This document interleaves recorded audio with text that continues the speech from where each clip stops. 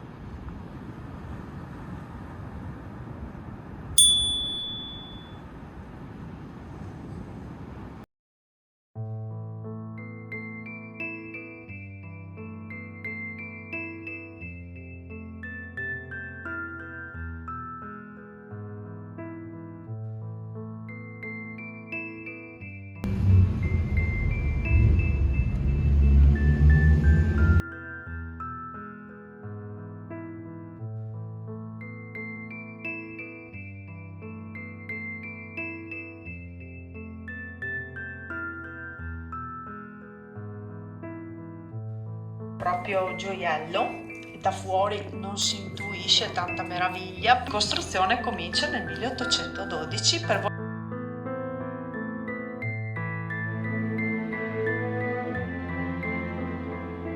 addirittura le famiglie si arredavano i palchetti. Il teatro era anche occasione di mostrare la propria ricchezza e la propria importanza, era uno spaccato della società.